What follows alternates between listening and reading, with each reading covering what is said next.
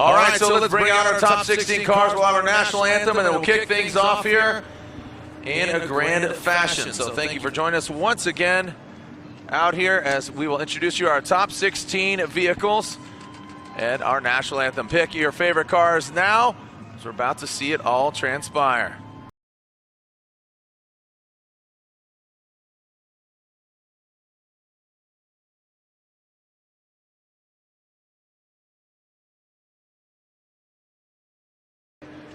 Make some noise for our top 16 drivers, but at this time, you could please stand and remove your hats for our national anthem. Oh, say, can you see by the dawn's early light what so proudly we hailed at the twilight's last gleaming, whose broad stripes and bright stars through the perilous fight o'er the ramparts we watched were so gallantly streaming.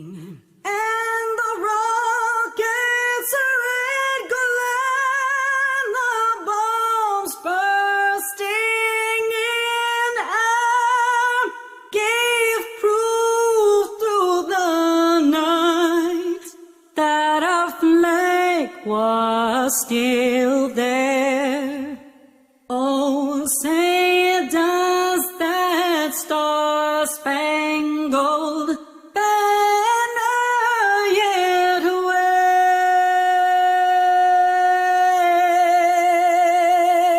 wave o'er the land of the free and the home of the parade. All right, we are ready to meet our top 16 drivers, if you would, from our first car park closest to the judging stand. He is in contention for your 2016 Formula Jet Pro 2 Championship from Canada, Mark Landerville. Next up, he had a hard hit yesterday. He took it hard on the wall, but he's back and ready for some more in the LS-powered S13. It's Matt Madrigali. Moving on down the line, the Red Baron Racing E30. He's got the M3 turbocharged engine under the hood of the E30 from Santa Rosa, California, Donovan Brockway. Moving on down the line, you can barely see him in the dark, but he's shining like the Lone Star from Texas. It's Little Tex and Juca Racing Fortune Auto, Ned Hamilton. Coming up next, he's rocking a mullet and he's rocking a sweet Supra. And the Rad Industries Toyota Supra, Dan Burkett. Deemed hashtag Drift Vet. In the Stratton Chevrolet C6 Corvette on Achilles tires, he is Dirk Stratton. Coming to us from California, now living in Austin, Texas, and Juca Racing Falcon tires, Fortune Auto vehicle, he is Josh McGuire. Coming to us, another Canadian driver in the trademark LS-powered S13, it's Aaron Day. Another driver from Texas in the LS7-powered S chassis, it is Randall Waters. From Seattle in the 2JZ-powered S13, it is Matt Van Kirk. All right, rounding out the Njuku Racing Fortune Auto team, coming to us all the way from Florida. Say hello to Kevin Lawrence.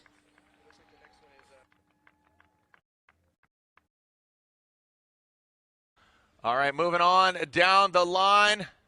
And it looks like right next to him, you can barely see him in the dark. Is that you? Is that the 909? Is that you, buddy? There he is in the RB-powered S chassis, car number 909, NRG Innovations, Ryan Literal. Barely seen you off in the distance, but now in the bright white suit, coming to us from Colorado on the SE chassis. Say hello to Triple Crown's Drift own Casey King. Are you live Facebooking right now, buddy? Are you live Facebooking? Coming all the way from Georgia. He's out here. His wife's a spotter. He's got a smile on his face. Say hello to Taylor Hall. Next up from Los Angeles, California, he is in that Doc X turbocharged LS vehicle. There you go. Say what's up to the relentless one, Jeff Jones, going for that Formula Drift Pro 2 championship. Last but definitely not least, coming to us from the Midwest, the gateway to the West, coming to the Southwest.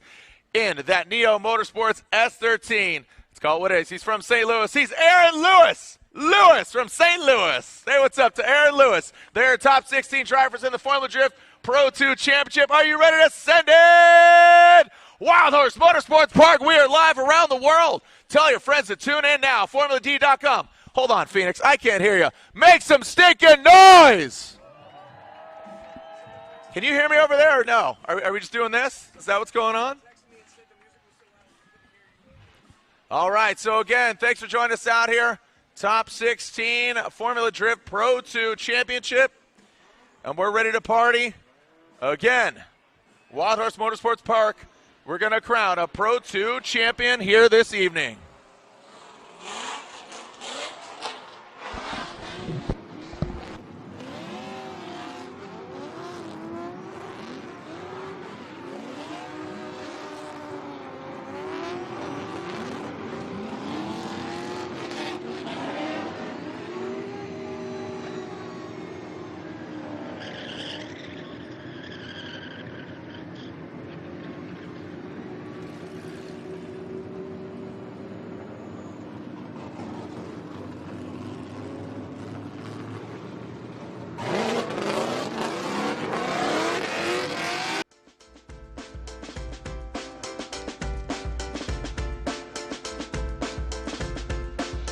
Hello, Drift fans, and welcome to a dedicated Pro 2 round. We've seen Southwest Drift Series, the Pro-Am Championship. They're shooting for a Pro 2 license, but these drivers tonight are shooting for a Pro license. We're at Wild Horse Motorsports Park in Chandler, Arizona. It's been a hot day, but the sun is set, the air is calm, but the drivers are about to kick it up. I'm Jared Deanna, and with me once again is Ryan Sage. Ryan, great to see you, bud. Yeah, it's really awesome to be out here. This is the first time that we're ever having a standalone Pro 2 event. The Pro Series has basically been with the Pro 2 Series on a number of events this year, starting off at Road Atlanta and leading to where we are now. These Pro 2 drivers have an opportunity to showcase what they have for these fans out here in Arizona. And, of course, the most important factor that we're going to see here tonight is what drivers are going to walk away with Pro licenses and, of course, who's going to win the Pro 2 Championship. What seems to be a very unassuming track. You have a straightaway, let's go, what is a left-hand turn. But you start out with two rear clipping zones that go into front clip, rear clip. It's pretty dynamic. You're burning a lot of tire. These high horsepower cars can maneuver it. We saw earlier in Pro-Am some pretty fun driving. Let's call it what it is. These Pro 2 drivers are going to throw it down. But notably, going for the championship in Pro 2, Mark Landerville from Montreal, Canada, and come from Los Angeles, California, Jeff Jones. They put down some sensational things this year. Well, Jeff Jones has really been a big standout this year, not only in the Pro 2 Series, but also in the Pro. From the antics that we saw at Orlando Speed World, all the way through the progression of his vehicle in these latter rounds, we've really seen him come on. But Mark Landerville has really been the driver that's had a lot of consistency, and it's why he's in the position that he is now. And tonight, those two are going to battle it out, and we'll find out who's going to be our champion, as well as going to be retaining or getting a Pro license. Fairly similar chassis, you know, the S14, a very popular chassis, but two different schools of thought. Not only Canadian and American, but 2JZ versus a turbocharged LS of Jeff Jones. And you got to look at Jeff Jones' acumen. You know, he's been through the ranks of Pro to Pro 2. He's seen many different cars. He's a fun driver to watch, as you've deemed him relentless, and he's just a fun driver to watch. But overall, you know, Pro 2, I'd have to say the progression. Even watching Pro-Am earlier, the drivers, not only the skill, but the vehicles, the equipment, overall the build, and the manufacturers supporting this different, the sport of drifting, but the different sanctioning bodies, it has just progressed tremendously, and I'd say that's pretty fun to watch. Yeah, it has been. What the Pro 2 series is really all about is getting these guys ready for Pro. It's the bridge between Pro-Am. It allows them to be on site at these Pro events, see what it's like, be able to develop their brand, the marketing that's needed. But now they have an opportunity to do a standalone event, and we're really excited to be out here at Wild Horse Pass to see what's going to transpire here tonight. All right, so let's take a look overall at our top 10. As we said, 2 notable drivers leading the pack. Landerville, Jeff Jones, quite a departure from first, second, all the way to third. Andrew Lewis as we've deemed him, Lewis as he's from St. Louis. Trenton Beecham there in fourth, and Dirk Stratton. Look, he's tied with him in fourth, and Dirk Stratton driving that, look at that, an All-American battle, a Corvette versus a Ford Mustang on the other side of the top 10. And this is where it's going to get interesting on the other side, because you see that the points totals are even for a number of these guys. Now, there's 10 drivers up there. Only 8 are going to make it into the Pro Championship next year if they decide to get their license, and that is capped off right there by Matt Madrigali and Dan Burkett. All right, we're here with Judge Ryan Lantain to break down the judging criteria for the final event here of the Pro 2 Championship. Now, Ryan, we got through qualifying, and as we head into the head-to-head battle, the event format is going to change. Tell us what we're going to see here tonight with head-to-head. So we're going to see 2 runs where both drivers will get to lead a run each. They're going to be single elimination head-to-head battles. Each battle consists of those 2 runs that I was talking about. The higher qualifier leads the first run, and we're going to determine a winner, or we can go with one more time as well. Now, this track, you guys obviously have only been here this one time to put this track together. Let's take a look at these track maps and break down the line and angle criteria points for us. So as you can see here, we have a lot of zones and clips, 7 in total. We have 3 outside zones and 4 inside clips. The inside clip 2 was added kind of at a later stage, after the first set of practice sessions, but we deemed it necessary to make a good flow throughout the course, and we really have a course that flows really well. The Pro-Am guys just went through it, and it looks fantastic. And these points are basically similar for line and angle, except for that one little section there. Exactly. These points were only used in qualifying, but as you can see, there was one set of points that were a little bit different at inside clip 2. Now, one of the things that you guys have instituted this year to give some clarity when things transpire on course that maybe shouldn't have in an area of acceleration is what we call the acceleration-deceleration map. Tell us what the green and red there mean in particular. So green means go, red means stop. And we don't mean stop in the literal sense where you have to come to a complete stop or necessarily be on the brakes. That decel area is an area where you might lift off the throttle, or you could potentially grab e-brake or a little bit of brake as well to slow the car down. This isn't required. This is just something that we tell the drivers to look out for. This is what we expect from a lead driver. And if the lead driver does slow down in these areas, it's totally acceptable and understood that that is what they should be doing. If they slow down in a green area and there's an issue on track, then it could be seen as something that the lead driver made as a mistake. Now, the Pro Series has adopted the chicane and the lanes. We don't have the lanes for this event, but we've adopted the chicane for this round. Yep. Show us or tell us exactly how that works. So the chicane is something, like you said, that we're pretty accustomed with. The Pro 2 guys are very comfortable with it. Those cones, as you can see, are laid out there, and it forces the lead driver to kind of make a quick kink to the right towards the wall, and that's going to keep them from going full throttle and really drag racing away. If you touch one of those cones, it's a strike. If you jump off the light before the light extinguishes as the lead driver, it's a strike. If you sit there for too long after the light extinguishes, it's also a strike. And you only get 2 strikes. The third strike, you end up losing that specific run if you get 3 strikes. Talking about the lead driver, you guys have responsibilities that are allocated to the lead driver. What are those responsibilities? The main one is the lead driver needs to run as close to a 100-point qualifying run as possible. So good initiation, fill all the zones, hit all the clips, and don't take any shortcuts throughout the course. So that means missing outside zones, running with really low angle, and trying to get away from the chase car. That's the main lead driver responsibility. And for the chase driver, he also has a set of responsibilities. Break those down. So the chase driver needs to maintain that proximity throughout the course. We want them to get close right away and stay close. We want them to mimic the lead driver's angle, line, pace, and the transitions. That's where you see both cars rotating at the exact same time. Looks really, really good, and it really demonstrates a high level of difficulty from the chase driver. And then, of course, if the lead driver misses a couple of clips or zones, the chase driver should be able to follow them wherever they go. Now, a chase driver might get into a situation where he has something that you guys have called an unchaseable lead. What exactly is that, and how do you guys take that on board? So you have to look at it from the chase driver's perspective. If he's behind the lead driver, and the lead driver makes so many mistakes that it's impossible for the chase driver to maintain that proximity, stay in drift. So the mistakes are listed right on the screen right now. A lot of corrections, wildly variable pace or angle. So big slowdown, big speed up from that big slowdown, big changes in angle, or really being offline, multiple tires off course. This course in particular has a number of areas where there might be a possibility that a chase driver can attempt a pass if the lead driver goes offline. So we should probably talk a little bit about what is an acceptable pass and where do those occur. So we actually had an acceptable pass performed in the Pro-Ams event earlier today. The lead driver has to be way offline, or completely off course for that matter.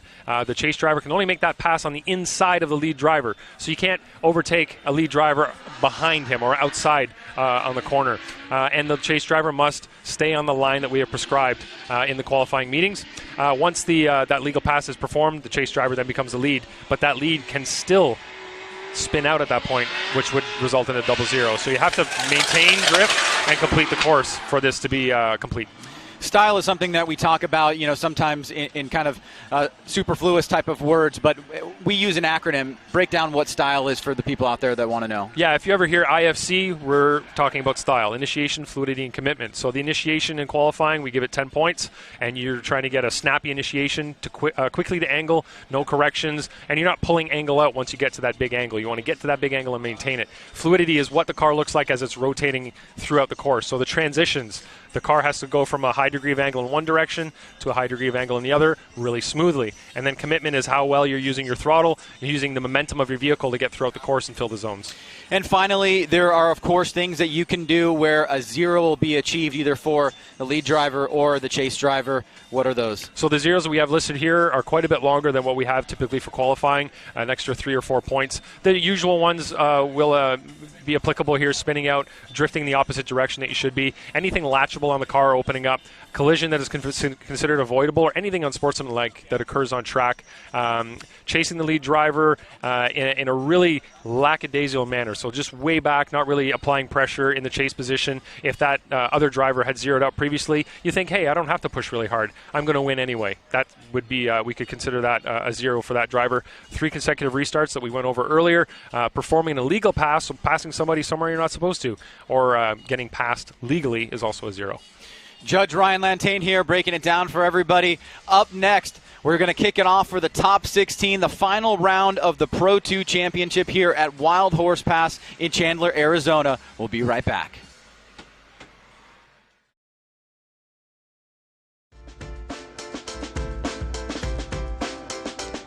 Welcome back. We are live here at Wild Horse Motorsports Park, and we are live around the globe. So tell your friends to tune in now to FormulaD.com, and our first battle is on deck. Ryan Sage, myself, and Ryan Lantain will be giving you some insight on what is going on here. So Ryan Lantain, one of the 3 judges. We have instituted our Formula Drift Pro judges just like we have on every other previous round of Pro 2. But some implications here as far as the Pro 2 Championship goes, Ryan, and earning your pro license. Essentially, we've done the math here. It's Landerville versus Jones for the overall Pro 2 Championship. Yeah, currently sitting 71 points ahead is Landerville when you factor in qualifying. So we would need to see Jones win the event and Landerville to go out here for Jones to have a chance. I'll tell you what, Andrew Lewis is a fierce competitor. Landerville is our current points leader. Let's see how Landerville or even Lewis handles Landerville right now. Very consistent through. You see Lewis taking out that clip into the rear clipping zone. Goes Mark Landerville. And Lewis trying to play catch up here from the jump. Landerville zeroing in on that final clip. A great execution there by Landerville in that lead position as Andrew Lewis from St. Louis seems to be struggling there, catching up, kept the kind of same distance there. Yeah, you can see right here, Landerville just gets a great jump on Lewis, starts off, goes real deep into that outer zone, and we'll bring in our judge, Ryan Lantain, here to also give his assessment as well. But you can see he goes a little bit long on that second inside clip, nice and tight right there. And then trying to reach out into that outer zone. The third inside clip here, as you can see this big gap established right here. And for you, Ryan, that's got to be the biggest equation here with Landerville versus Lewis. that gap that was established right away and kept all the way through. Mark Laundreville did miss a couple of clips, most notably inside clip 1. He wasn't as deep in outside zone 2 as we've seen him either. Outside zone 3, I should say. He's been a lot deeper in there, and a lot of other drivers have been pretty deep in there as well. So that's an area of opportunity for Lewis to try to do better in the lead position, but he's going to have to work pretty hard. Looks like Laundreville's got a pretty fast car, and Lewis is going to have to try to adhere to what we said in the drivers' meeting. Try to do that 100-point qualifying run that we were looking for. With hopefully he can try to outwit Laundreville a little bit, but we'll see what he can do. Yeah, Lewis. I've seen Lewis drive over the years, and he's made some changes over the years. He went from LS, now he's back in I'd say not back, but he's got 2 JZ power plants, so fairly similar setups. A lot of seat time from Laundreville over the years from DMCC compared to Andrew Lewis, but you've seen Laundreville develop as well over the years. Yeah, I've watched him for quite a few years up in Canada. I don't think I ever drove against him. I think he came in after I left the series, but I did judge him in my first year as a judge up there. You're constantly judging him, though. Judging him all the time through life. I'm constantly judging you, Laundreville.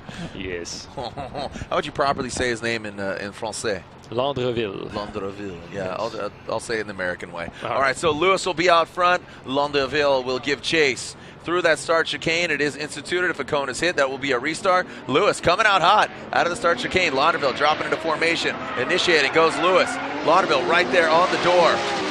Now coming out of that second rear clipping zone. Tight to the front clip, out of focus, but dialed in.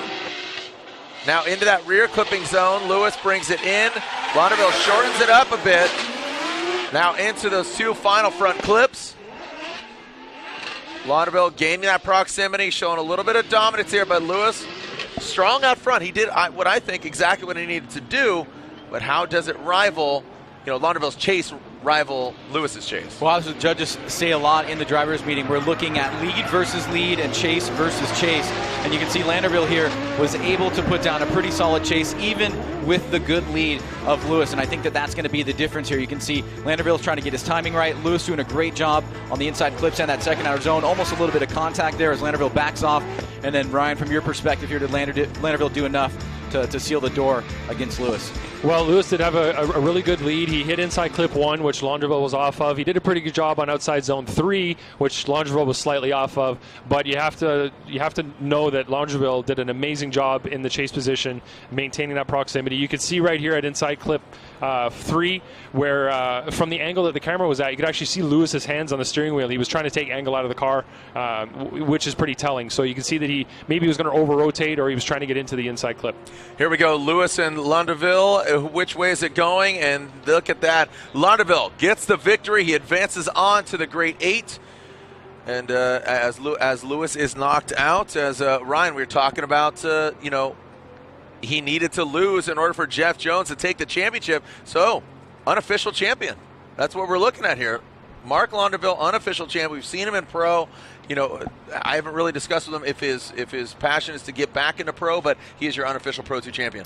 Yeah, it seems that way. He had a 71 points lead coming into this event when you factor in qualifying, and that's a very, very big leap for Jeff Jones to make. So we'll see what happens for the rest of the event, but as far as the math is concerned, it's going to put Laundreville in championship positioning here, and congratulations to him. Yeah, congratulations to that Perry Performance Center Achilles Radial S14 of Mark Laundreville, as again, kudos to him. But we always say unofficial just to be certain, but right now it's Ryan Littoral and Josh McGuire.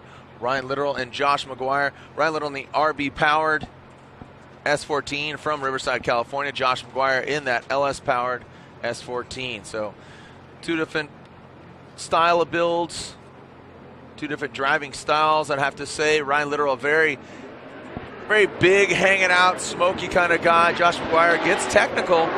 So let's see as Littoral initiates. You see some wavering there. McGuire now wavering himself as they wrap it into that front clip, approaching the rear clipping zone. Littoral throws it in. Nice job by Littoral. That big, smoky, stylish style paying off for the 909 NRG Innovations vehicle. McGuire getting a bit lost in the smoke. A fun battle to watch here, Ryan. Yeah, real crazy. The smoke playing a big factor here, even with the cameras that we have. Watch Literal here. He's going to have a nice initiation. He's going to pull a little angle out of the car there, make an adjustment, then get back on the throttle. McGuire's going to be playing catch-up here. Now, as Literal comes around this second inside clip, he's going to throw a lot of angle into the car on this outer zone here. Now, he is able to hold it pretty decently. Doesn't get choked up too much right here on this third inside clip, and then lays down a big plume of smoke here. And watch McGuire in the chase position. He's going to lose some angle right here, and then some pace to Landerville. So right off the bat, Literal, he pretty much had his front wheels straight right at initiation. Yep. You can see he pulled a lot of angle out of the car, had to correct quite a bit there. Josh in the chase position, it looked like his angle was pretty low from inside clip 2 to inside clip 1, inside clip 2, and his transition might not have been as snappy as it could have been. Literal, on the other hand, in the lead position, that transition, I said in the original drivers meeting to have a reinitiation after inside clip 2, and he certainly had a big reinitiation there. The way that car snapped to angle was really impressive. So you like that? I like that. Okay. Because usually a reinitiation is not a good thing. No, but you're saying a counter transition. Yeah, it would have to be a really big transition right back to kind of like what we're looking for in an initial initiation, I guess you can say. I know that sounds silly. It sounds like a tongue twister. Yeah, but the way that he got that car to angle was really impressive. McGuire out front, Literal giving chase. Let's see what transpires here. McGuire throws it into that rear clipping zone. A lot more settling of the vehicle here from McGuire out front. Whoa. Wow, Literal gets onto the back door. McGuire hangs it out quite a bit. Not choking up Literal. He's able to hang tough here. Into that second to last front clip. Powering through the chicane. Literal tucking into the smoke signal. And through the finish line. So a lot more impressive, I'd have to say, on this second run for both the guys. Yeah, McGuire made a big mistake, I think, in the lead position. He went way wide after inside clip, or inside clip 1. Look where he is right now. He's way off that clip, and he's transitioning right after the clip. He's really trying to keep that car at angle, and he had a really awkward transition at inside clip 2. So definitely a mistake on his part. He placed his car in a really poor area, and like you said, Literal was able to get right up on his door because of the mistake that he made. So taking a look at both those runs and digesting it again, two very different driving styles. Sage, I mean, would you agree with that?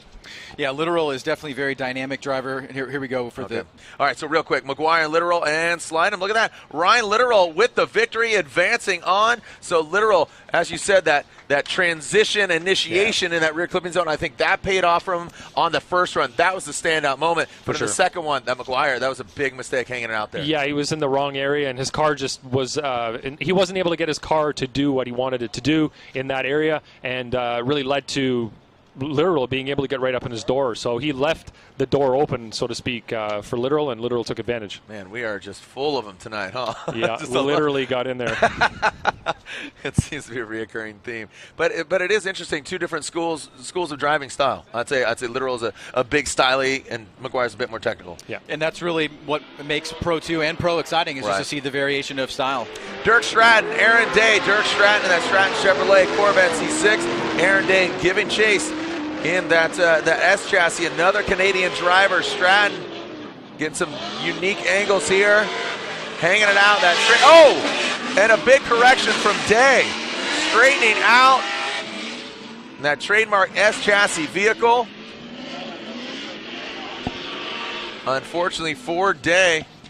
Well, we take a look at the replay here, Jared. You're going to see this is the second or third driver that we've seen in the lead position really kind of overestimate this section of the course right here as they leave that outer zone and into this inside clip. You're going to see right here Stratton goes way wide on that inside clip, but it's not really going to matter too much because as you see right here, Day is going to make a big mistake, a correction. He's going to straighten out right there. And Ryan, that's an opposite drift, so I imagine you guys are going to give that a 0? Yeah, absolutely. On Aaron Day's part, that will be a 0. What he had to chase behind there is a difficult lead run, and I'm not saying it's one of those lead runs that we don't like to see. Right. The way that Dirk Stratton is driving, he filled outside zone 2 really, really well. That's a difficult zone to fill. He got way out there the way he should have. He didn't quite get into inside clip 1 as he should have, but he's one of the drivers that's been going from a really high angle of a high degree of angle back to a really high degree of angle by inside clip 2, and then rotating the car out to outside zone 3 really, really well. It's a difficult area to chase when the lead is doing that. It seems like one of the more challenging parts of the course is from that first outer zone to that inside clip, getting the timing right. You really want to get deep into that outer zone, but bringing it back so you get the timing right on that inside clip seems to be a challenge. It is, yeah. I think that visually, on the driver's part, when you're trying to get from that outside zone to that inside clip, you need to look so far ahead. And it isn't even a lighting issue. It's just it's so far away to try to get your car lined up for that. And if you're off a couple of feet right away, it's going to be hard to get in a little bit later when you can see it. And it's very apparent. You see those front wheels red. So here we go. Aaron Day out front with what some would assume is a deficit, as Dirk Stratton, we'll see him in the chase position, tapping the brakes there. Aaron Day standing on it. Dirk now having a difficult time as Dirk Stratton gets deep into the dirt, throwing up the brown cloud, bringing some dust on track, but still keeps it sideways throughout the course. An exciting run here, and we're only into the top 16. Ryan Sage and Ryan Lantain, what do you say? Well, this is a really interesting opportunity for a spotter to tell your driver, hey, look, the lead driver in front of you has a 0. Take it easy. You don't want to get back too far. Look at Day here. Watch how far off he is on this inside clip. Now Stratton is still going to attack here, and he almost gets choked up and makes a mistake on the second outer zone there. He's able to hold it in and able to hold together, and I don't see a 0 there, so it should go in his favor, but certainly he was definitely threading the needle there, Ryan. Yeah, he had one tire off, I guess you could say. In that area, if you're 2 tires off, you're in the wall. So that was a 1 tire off situation from Stratton. Nothing too serious. It looked really serious because of the smoke and everything and the dust that was thrown up by it. Here's the first run again to give you an idea. You can see that Dirk was off that inside clip, but nowhere near as far off of it as Aaron was. And this is where Aaron made the big mistake by transitioning too early. And you have to get your timing right. When you're in the chase position, not only are you driving to the track, you're driving to the lead car, and sometimes your eyes get into the wrong area and you rotate the car too early, and then you can't make that stretch from that outside zone to the inside clip. And these Corvettes have a very unique swing. I mean, over really the years, do. We've only seen a select few. I mean, Yep. it's a rare vehicle to see in a Formula Drift competition, but I think Dirk makes it work. I mean, we were talking about some of the left foot braking we saw yesterday, but I mean, over the years we've seen Conrad Grunwald, we've seen his name escapes me right now, but we've seen a few over the years. Yeah. But I think Dirk does a really good job of massaging that car in the right places. Yeah, it's I think one of the most successful Corvette programs we've seen in FD competition, and you have to.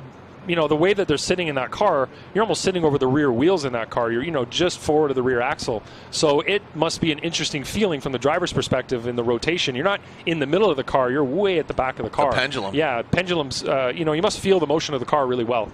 But he's really, over the last few events, figured out how to get from high angle to high angle in a very repeatable fashion in that car and make it look really good.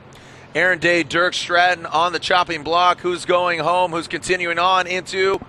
Dirk Stratton advances on in the Drift Vet. Aaron Day in his trademark LS-powered S14 unfortunately, his day is over as he is knocked out by Dirk Stratton. So the Stratton Chevrolet Corvette advances on into the Great 8. Ryan coming up next, taking a look. Randall Waters, Donovan Brockway. This should be a fun one to watch. Randall Waters, a very consistent kind of standing on the throttle kind of driver. Donovan Brockway, a wild car. I mean, 1,000 horsepower, M3 powered, turbocharged E30 Red Baron racing vehicle. Let's check it out. Here comes Randall Waters out front. Donovan Brockway. Randall getting out to the outside zone. Brockway getting into the mix, getting aggressive here. How are they going to tighten up to that front clip? Centering it is Randall Waters. Brockway coming into the rear clipping zone. A straightening there by Brockway. He reinitiates and takes a way tighter line. Does not get out to the outside zone. Now Brockway comes unbound into that final clip, running it over. So Brockway getting shaken up in that chase position. Well, this is really interesting because Brockway from the onset attacks. Watch how he gets right up in the pocket here, right on the inside. And then from this set, you can see Waters is going to make a little bit of a mistake right here. He's going to center line this inside clip and then transitions right here. He's going to have trouble. He almost reinitiates, but then also Brockway does too. And then that from from that point, you're going to see BLACKVUE again make another mistake in his timing here. He doesn't fully spin out. He's able to kind of hold it together, but definitely maintain quite a few mistakes there from both drivers. Yeah, and this is a situation that I pointed out in the drivers' meeting. I said, you guys need to learn to remember what you have to do when you're out there in tandem. It sounds so basic, but does. yeah. I think that as a driver with a stress level and everybody watching, everybody at home and everybody here live, you kind of get hyped up in the moment and you forget what it is, what your goal is here. And they tend to drive a little too fast, miss clipping points. They don't get to the angle they need to be at. They think, I'm just going to pull a gap on the chase car. And sometimes that gets you into a situation where you're a step or two behind what's happening in the car, and then you're chasing the car a little bit. And I think that's what happened in the chase position to Donovan, where you could see that the car was getting away in him a little bit, but it's because he was trying to keep up with somebody it looked like they were trying to get away a little bit. You could see in the lead position, he wasn't getting to angle by inside clip 2 like he should. He almost drove straight by that clip. Right. Not rotating the car like you're supposed to, really trying to gain an advantage by gaining a gap on that chase car, which is not what we're asking them to do. How would you interpret the mistake from Waters from inside clip 2 to when he transitioned to outer zone 2? Well, see, that was a situation where he didn't let the car get to angle going by that clip. So then trying to rotate the car, you don't have a lot of angle in the car. Now you're trying to get it to rotate to the opposite position. It's difficult because you don't have the momentum and the swing in the car to get it out to that zone. And I think that's what happened with him in that situation. Again, maybe trying to go a little bit too fast and not letting the car fully rotate as it should. Like you said, BLACKVUE almost like just seething, kind of drooling there, ready to chomp at the bit. Yeah. And ended up, literally and metaphorically, he needs to pump the brakes. A little bit, yeah. I would say so. But it's difficult when you have somebody ahead of you that's getting away, and you're trying to keep up to them, and sometimes the car gets away from you a little bit. And you can see his rotation from inside clip 3 to 4, where the car almost over-rotated, and you could see he was kind of fighting to keep traction. All right, here comes Donovan out front. Randall Waters now in the chase position. Donovan, a good initiation. You see Randall tapping the brakes. Donovan very settled at E30. A bit off that front clip, but now quick angle. Oh, taking out that rear clipping zone indicator is BLACKVUE. Now into that final clip is BLACKVUE and Waters.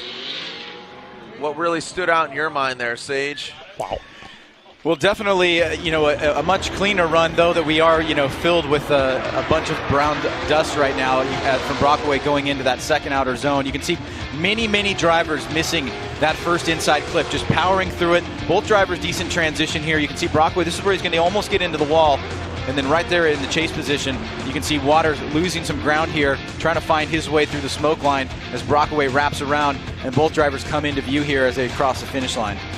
On BLACKVUE's behalf, that is about as close as you can get to that tire wall without actually hitting it and getting sucked into it. I don't even know how. It looked like did his bumper fall off when he hit that? It did look like a bash bar was exposed, maybe a corner. That was incredibly close. Really throwing caution to the wind there. Good for him. He knew he needed to throw down a really killer lead run. All right, so which way is it going to slide? BLACKVUE or Waters? Who's advancing on? One more time from Andy. Ryan saying BLACKVUE, and Brian says one more time. It's a one more time. These guys are going at it again. And Ryan, you were the only one that did not air with the one more time. So, you guys don't really discuss what's going on here until it's something kind of detrimental or something that needs to get decided. Right. I put it on Waters in the lead position earlier for trying to get away. And Donovan, what are you supposed to do in the chase position when you have somebody that's not fulfilling their role in the lead position? It's difficult as a chase driver to maintain proximity, first of all, to mimic what the lead driver's doing when they're not doing what they're supposed to do in the lead position. So I felt Donovan had a great lead. He just dropped one tire there. As dramatic as that looked with all the dust and everything, there's really just one tire off. And he showed a high level of aggressive driving and pretty good car control in that sense. Well, you could make the case that the first run was a 0-0 and BLACKVUE gets the advantage on the second run. You could make that as well, absolutely. Yeah, that's another way to look at it for sure. I'm sure they looked at it in the manner that they both made mistakes on both runs, and it could be seen as a wash from both of them. Here we go, Magical and Casey King. If you looked at the interwebs last night, you saw Magical take it hard in the wall. He qualified second yesterday on his first run, but his second run was sensational in not a great way. He took it hard in the wall, but look at that. Unfortunately, Magical, a big correction there, and his car does not look to be 100%. That'll mean Casey King will have essentially an automatic advantage here. He does go for the pass. As you said, just like Waters, that's a hard act to follow. So Casey King, you saw him make some mistakes. He goes for the pass, and yeah, unfortunately for Madrigali, obviously the car is not 100%. Yeah, you really have to look at Madrigali's vehicle competence in context from what happened last night. It was one of the hardest hits that we've seen, and not so sure about just how well the car is performing, and I think it's manifesting itself here. You can see he's all over the place here. King sees that he's going to be in a little bit of danger here and just takes the opportunity to get by him as Madrigali goes off course there. And Ryan, I'd have to imagine that you guys would be okay with that. Yeah, absolutely. The way Madrigali, I'm not going to say gave up, but he stopped drifting and he was clearly moving off to the side. There was an issue with his car. Something came up there where he felt that he couldn't continue drifting. So, the chase driver became the lead driver in that case, and I don't see any issue with that at all. But like you said, that was a pretty impressive hit last night. And I know he was out in practice earlier, but you never know what gremlins could come up from a hit like that a little bit later on. Yeah, especially just like right now. Especially throwing at it, initiating when you're in the heat of battle. Exactly. That you never know until you get the car, back to the shop and take it apart and see what really is wrong with it. It looked like there wasn't a whole lot of mechanical damage from the crash, is what I was told, but you never really know. Right. Could be that one thread just holding on there, and Yep. you nut and bolt as much as possible. But now Casey King will be out front. Madrigali giving chase. Hats off to Madrigali and his team getting the car back out there. Again, giving that sensational incident with the tire wall. Casey King, you see him initiate, pulling some angle out of it. Let's see, can he tighten it up to that front clip? That's what we were talking about. Seems like he goes wide around it. But a big mistake by Madrigali on that first run. That's really going to stand out, I have to assume, in the judges' eyes as King and Madrigali bring it across the finish line. Casey King did exactly what he needed to do. Well, anytime a driver's sitting on a zero, the driver that he's competing against really just needs to kind of hold it together here. That's what King needed to do. He has a little bit of a moment there where you get a little bit scared for him if you're a spotter, hoping that he's going to hold it together. You just don't want him to zero out. Doesn't seem like he does that here. Not the cleanest lead run, but it does seem like it should get him to advance on into the grade 8. Yeah, not the prettiest. Right, Jared? Somebody said that yeah, once. A famous man said it. There was an issue on initiation there at outside zone 2, right after initiation, where he pulled angle out of the car, but then got it back to angle, but it looks like it took him way off course. He missed inside clip 1 entirely, and then kind of threw him off, I'd say maybe off of his pace for the rest of the course. But overall, not a zero, so, not equivalent to the previous run. Going to the judges, King and Madrigali, and there it is. Let's make it official. Casey King gets the victory and advances on to the grade 8. So Casey King advancing on. Madrigali, glad to see him back out here on track. So King and Madrigali, we are halfway through our top 16, or I should say we have 4 drivers in. So we're more than halfway through if you account for the one more time between Waters and Brockway. We'll see who we pull up next here on the start line.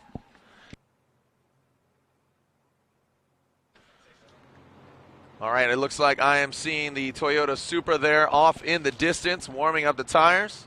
It's like Dan Burkett and Matt Van Kirk. Ryan, so as we said, unofficially Launderville, however you want to see it.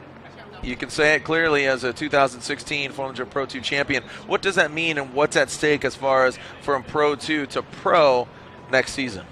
Well, it means he's going to, if he chooses, be able to exercise his right to take a pro license. I believe he also will get free registration for the series for next year, so that's always nice. And obviously he gets the crown, and he's able to have that on his list of accomplishments. He obviously had a really tremendous season, couple of wins, always finished really high. It was pretty solid, consistent year for him, and he feels that he's ready to go move up to the pro ranks, which he's been in before.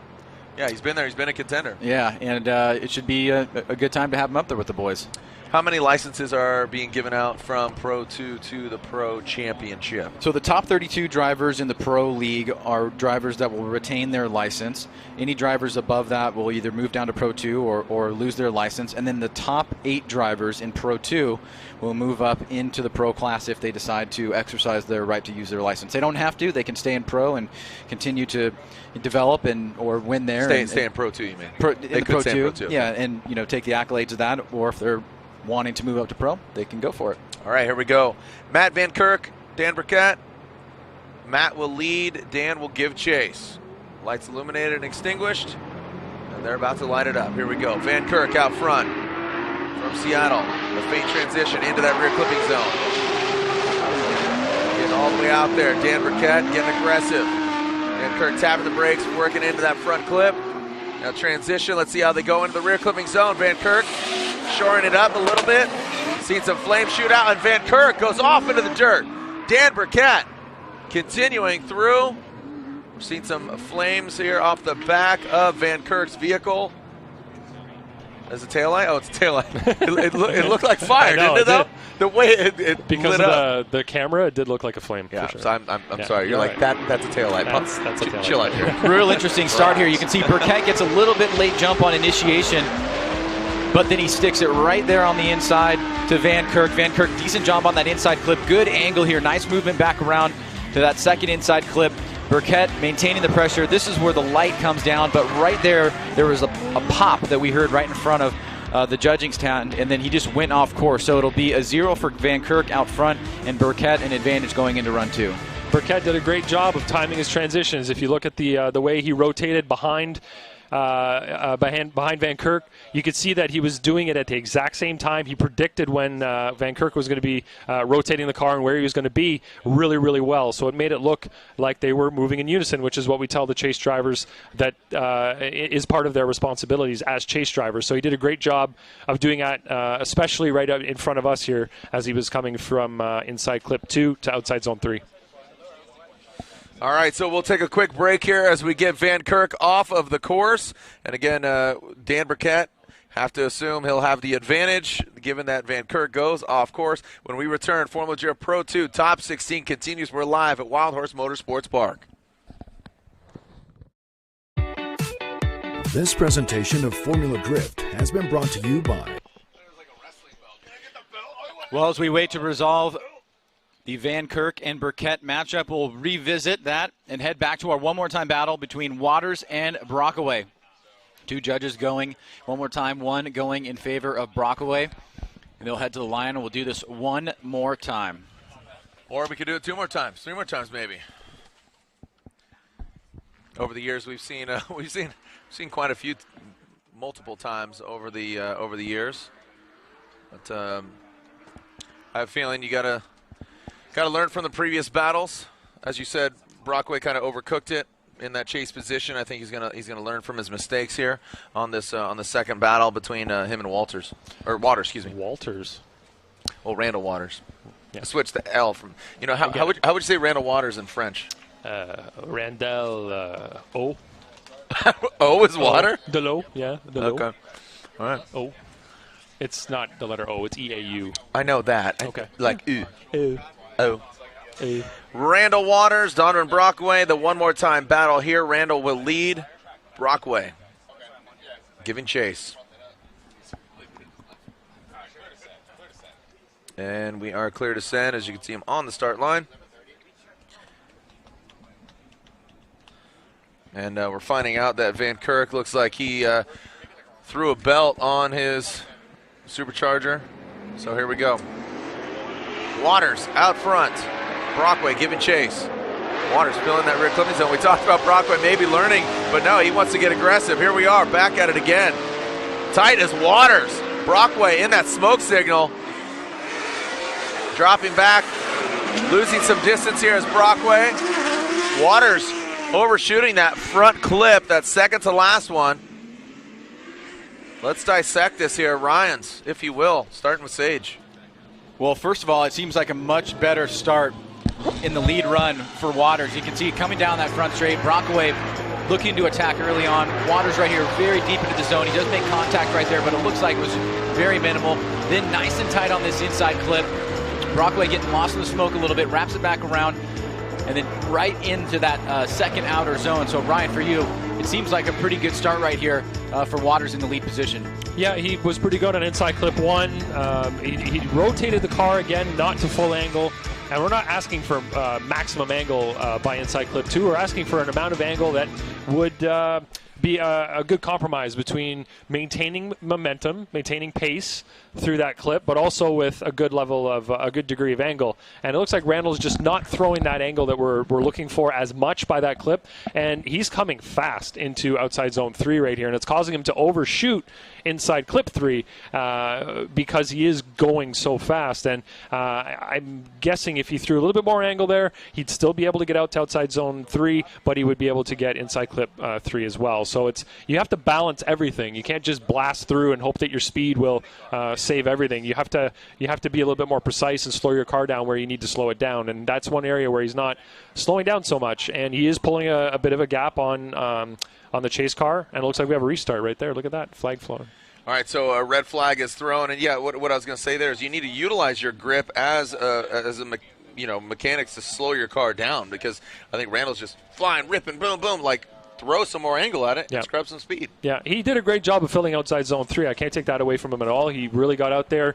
He didn't hit either one of those markers for that zone, but he managed to get the back of the car between them, which is a pretty accurate move, you know. Right. Outside zone 3 right here. That was really well done. But again, it just came in way too hot and overshot inside clip 3. All right, here we go. So a restart there, and it looks like we got a clean start here. Donovan will now lead Brockway. Make way for Brockway as Randall Waters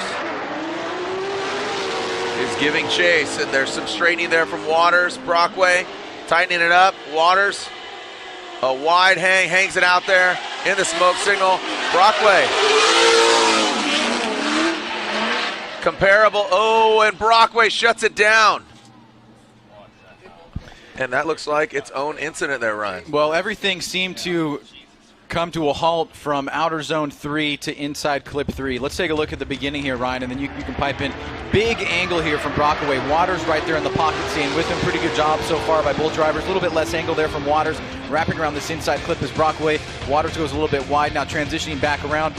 Brockway not really out to that outer zone, and then a kind of a flub right there from Waters, and then big angle here from Brockway, and Waters kind of has to avoid it. So what happened there? Well, Brockway threw it to big angle, like you said, on initiation, got the car to the beginning of that outside zone, but didn't fill it. And once he came off of that, he did an okay job of rotating the car. So you can see here, no, you can't see here.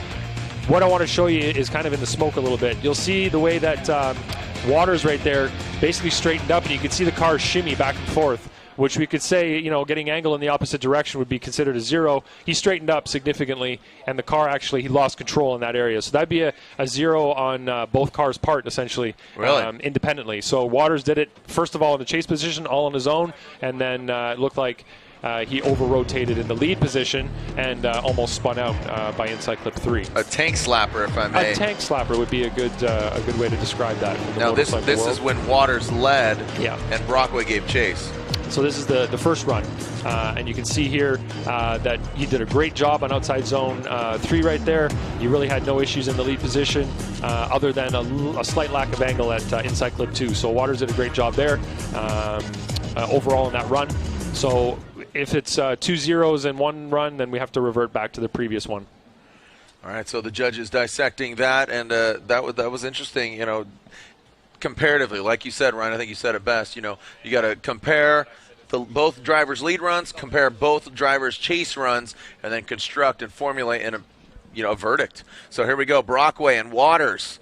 Andy, Ryan, and Brian saying Randall Waters unanimously gets the win. Waters gets the win, and Ryan, I think you explained that properly, and obviously your judges are in agreement. Well, thank you very much, Jared.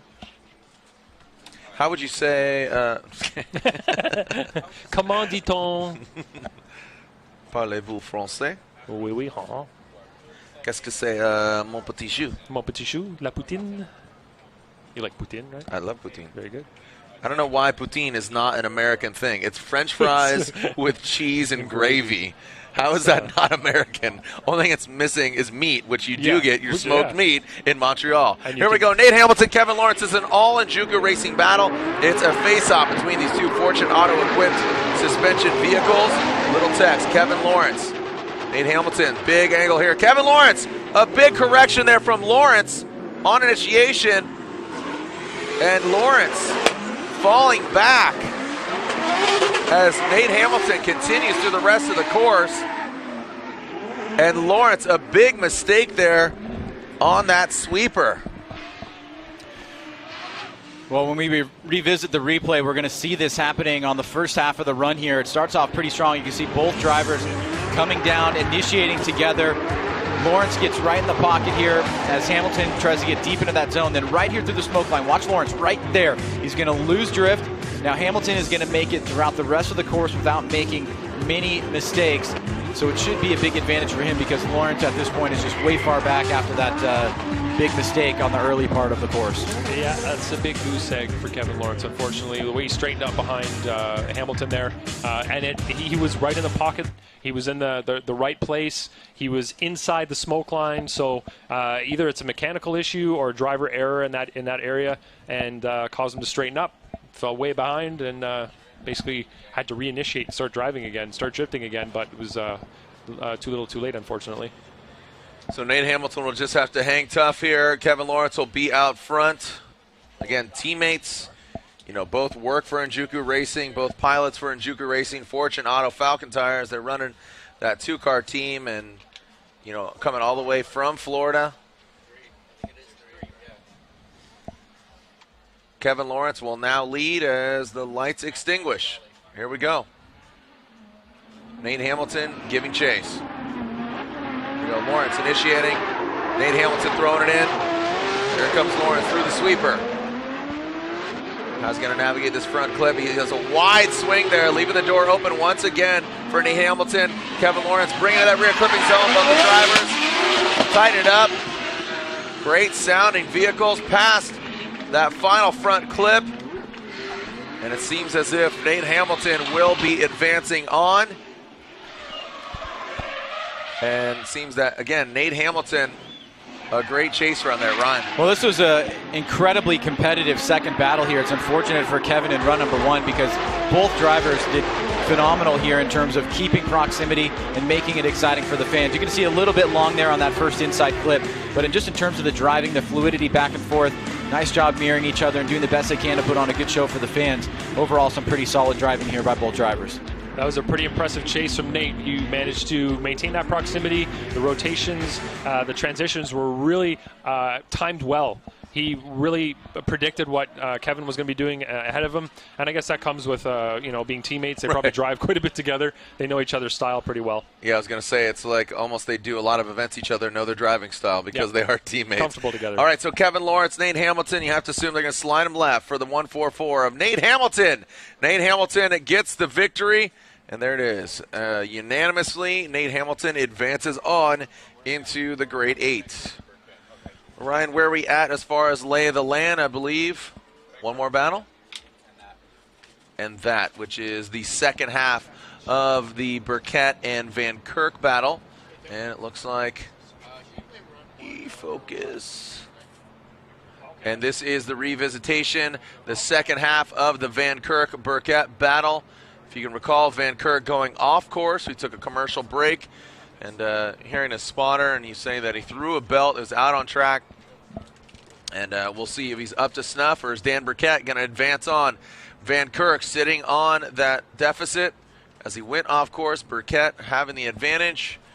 Let's see if Burkett can advance on. One more full battle after this half. So 1.5 battles left. That's his if we don't go one more time. Burkett throwing it in. Rat Industries, Toyota Supra. Oh, and there it is. Van Kirk, another mistake, straightening out. And Burkett, signature smile, I have to assume under the helmet. And Burkett bringing around one more clip, and he's going to be seeing himself in the Great 8.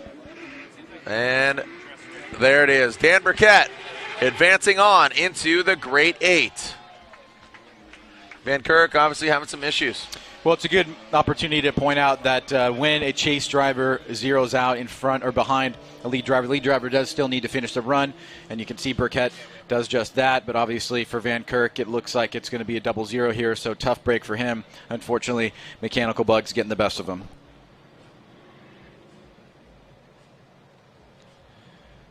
Let's go ahead and go to the judges. Burkett and Van Kirk slide them left for Dan Burkett gets the victory. Dan Burkett, Rad Dan as he's known, gets the victory and advances on to the Grade 8. Matt Van Kirk knocked out. One more battle left to go here, Ryan. As we will get Van Kirk off track here. So Van Kirk needing some assistance off course. One more battle left when we return. Jeff Jones, again, who might have a shot in some crazy, wacky way, but unofficially, Mark Landerville has the Pro 2 Championship wrapped up. But Taylor Hole and Jeff Jones, when we return here to Wild Horse Motorsports Park for We Are Live, the Formula Drift Pro 2 final round and the championship being crowned here tonight. Welcome back as we're seeing a lot of the pro drivers tuning in and seeing Pro 2, including Odi Bakshis. Bakshis tuning in, and thanks for watching there, buddy. Let everybody know you're watching at Formula D live or on the interwebs. Go to formuladcom and click and watch. Enjoy. Our next round of the Pro Championship. Buy your tickets now. Go to formuladcom. A 2016 champion will be crowned in the Pro Championship. Ryan, it's pretty much down to 3 drivers, but mathematically a crazy thing would need to happen for Von Gittin Jr. to grab it. Well, yeah, go ahead. I was going to say Odi is still potential. Odi's still potential as well. Here we go. Taylor Hole, Jeff Jones. Hole from Georgia. Wide. Jazzy Jones. Boy. Oh, no, that's Taylor Hole out front. Taylor Hole. Jeff Jones slides on into the DMs. Look at that. Boom. Jeff Jones, the Doc X Nexen Tires, turbocharged LS S14. Taylor Hole slip, slide, and take it to the house as Jeff Jones comes on through. Well, it's all going to come down to how the judges interpret Jeff Jones here, because passing must be done on an inside clip or if the driver's completely off course. Now watch Taylor here. He's going to go off course. He's going to basically center line that clip, and then Jeff takes the inside line here. Now, I think it's really threading the needle here. It was definitely a brave move by Jeff, but I wonder if it would have been safer for him to be a little bit more conservative there, because Taylor wasn't not completely off course. He was center line. But he did have a big correction. Like for him to center that cone and not hit it with the door or whatever, that's basically indicating that he went straight. Let's take a look at it again. Well, watch. See the edge of the course there? He's going to drop one tire. 1 or 2. I mean, he had that front right, maybe. Yeah. But I mean, he's right back on course. I mean, I don't know. He's not like he's flying off course and then Jeff can get right on the inside. So I think we want to see that one more time, just to take a look at it. But it's really all going to come down to that, because that's going to be that would be a 0 if it was on Taylor Hole. But if it's not, then it's going to potentially be a 0 on Jeff. The judge is taking a look once again at Taylor Hole's lead run. Initiate. Jeff Jones tapping the brakes. Hole centering. Jeff Jones, as you said, going in on the inside. And you think, did Taylor get thrown off?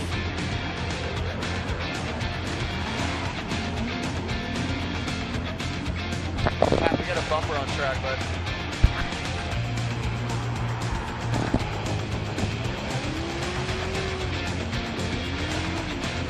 So judges are going to be taking a look at the replay here in the booth a few more times as we clear the course, because obviously we've got some debris and a few bumpers out here. But we're seeing here, Jared, as you can see, there's Taylor in the lead position there. Jeff gets on the brakes. Taylor drops at least that right rear and a little bit of that left rear. But I mean, it's very, very brief. I mean, he's not flying off course, I guess what I would say. Yeah. Just listen to some of the dialogue. I mean, you have to think that's a rear clipping zone, and then tighten up to the front clip. So him being on the inside line, that's not the right line. So Jeff shouldn't be there. So it's how detrimental is the mistake? How detrimental is Jeff Jones' line? Is he just going for the pass? Because you can go ahead and pass on the inside, even if you're at the right line as well. Yeah, I mean, the two areas that the judges emphasize in terms of passing on this course are, you can go ahead and pass a driver if they fly completely off course, just because they're off course and it's the end of the day. But but a legal pass can only be done on an inside clip, when a driver exceeds that inside clip by going very, very wide, and then you are able to take the right line on the inside without interfering on his line coming back. And that is not what happened here. It's not that second one. It's this first one. So is this Taylor Hull clearly going off course. Watch, here's the rear right.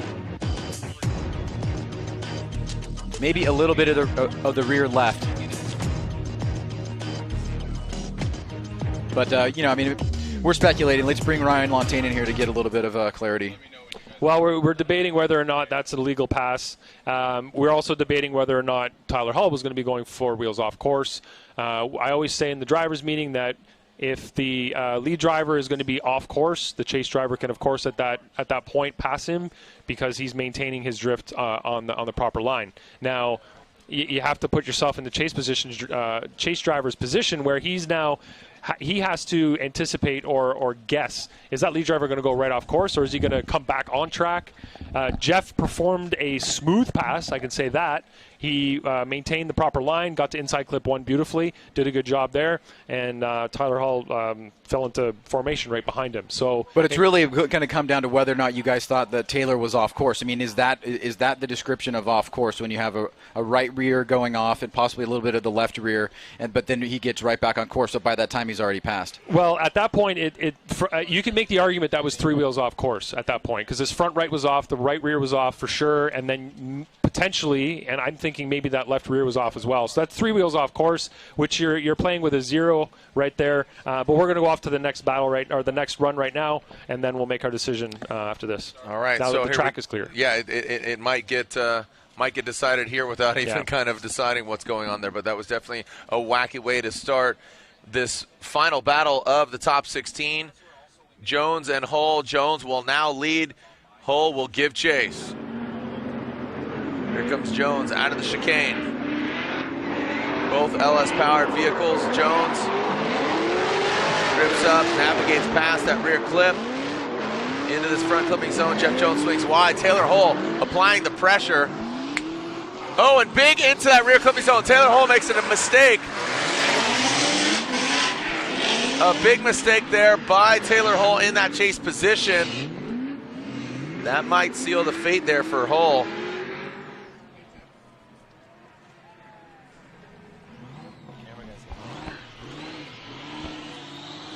Well, crazy battle here so far as we see Jeff Jones taking the lead here. Taylor chasing him down. Jones trying to reach out here. A little bit of wiggly there. You can see Taylor really attacking here. And then we lose the shot here for a second in the smoke. And you can see Taylor right there gets out of whack, straightens out. And that was that mistake you were talking about, Jared. Yep. Yeah, that's a full straightening by Taylor in the chase position. So if you really get down to it, if you want to zero both of them out for that first run, Tyler for 3 wheels off, Jeff for the illegal pass, we revert to the second run where it's a fresh, clean slate. Yep. In this sense, Taylor Hull did zero out in the chase position. Jeff had a stellar lead run, you know, except for that missed inside clip. So here's the run 1 again, where you can see Taylor Hull going really wide here on initiation. He hits that outside marker with the front of his car, so he's seriously in the wrong position, and Jeff then becomes the lead car at this point. Makes a couple little flubs in the lead position, doesn't zero himself out in any way other than potentially the illegal pass that we, you know, will be down to each individual judge to make that decision. Just giving you And here's run 2 again, the one that we just saw, where Jeff did a pretty good job of outside zone 2, left it a little bit early. He did get a little bit wide here with a couple of little bobbles just before outside zone 1, or inside clip 1, I should say. Did a really good job transitioning the car, got out wide, and then you can see Taylor straightening up in the chase position quite significantly, which would result in a 0 on his part. All right, so we will get the verdict here from our 3 judges, and this is the final battle of the top 16.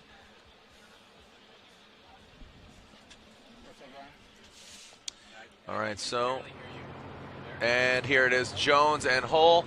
Slide them left for Jones, right for Hull, and Jeff Jones gets the win. Jeff Jones gets the victory, and there is our final entrant into the Great 8. So Jeff Jones advances on.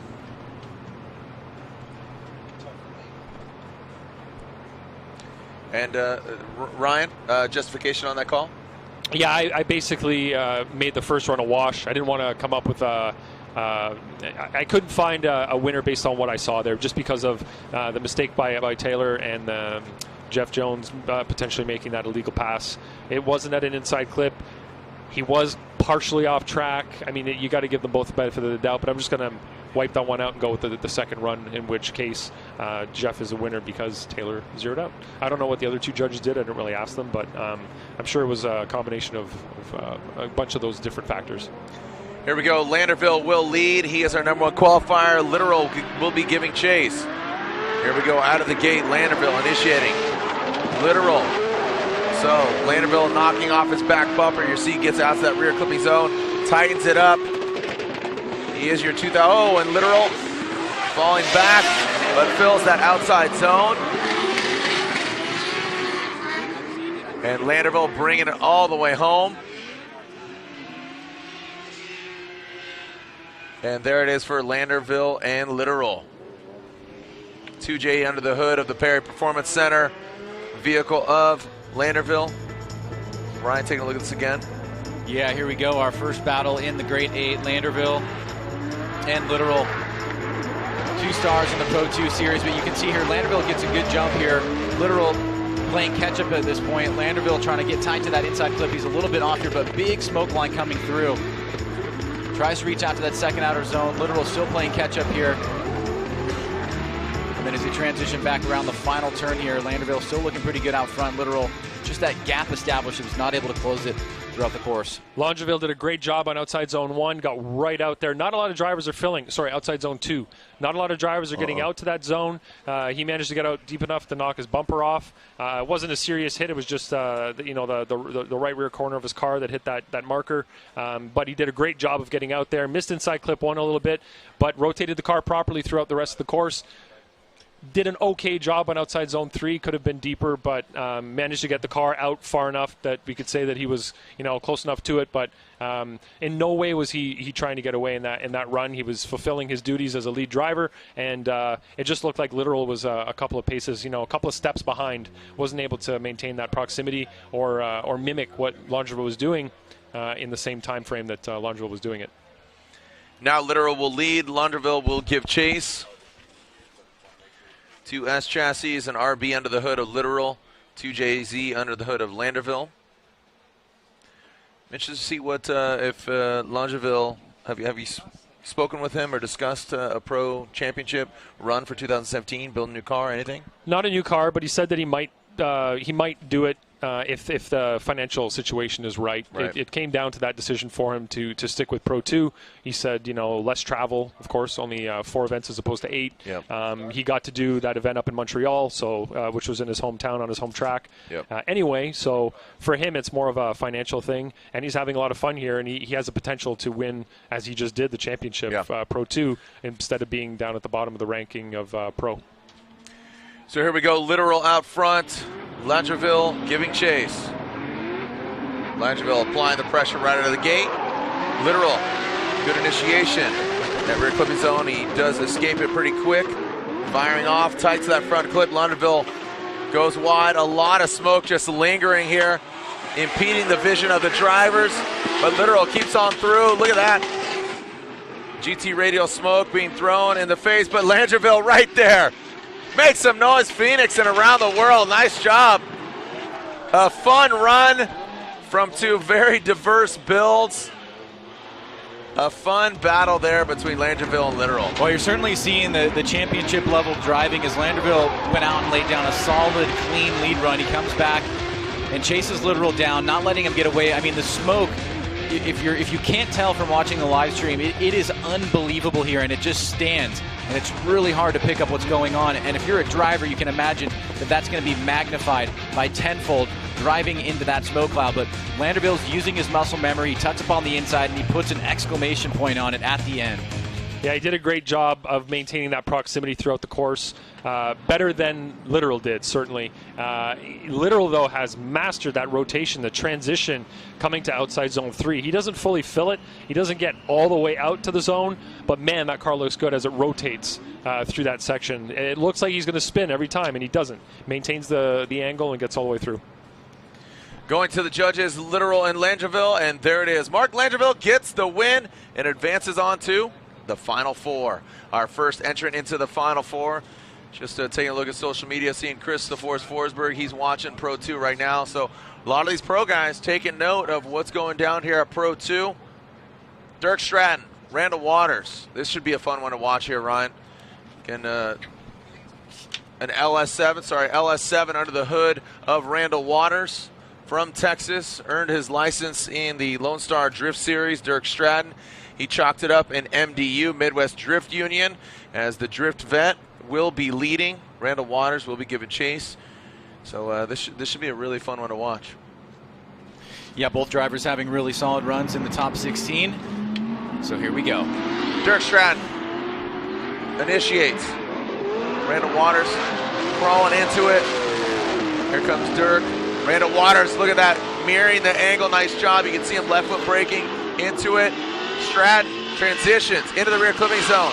Not all the way out to the rumble strip. Waters gets out there, goes even a little deeper. Here we go around that final front clip. Both of them bringing it around pretty straightforward. Nice job by both the guys. Well, this is definitely becoming a tendency for Stratton, and if you're not paying close attention, you won't really pick it up, but it's a solid lead run here from the onset. You can get deep into that zone, but this inside clip here, both guys, or a lot of guys, just blowing way deeply past it. Now it looks smooth and consistent here from Stratton out front, trying to get into that outer zone. You can see falling back a little bit there towards the end is Waters, but Waters is able to tighten it up here towards the latter part of the course, but Stratton looking pretty solid except for that first inside clip.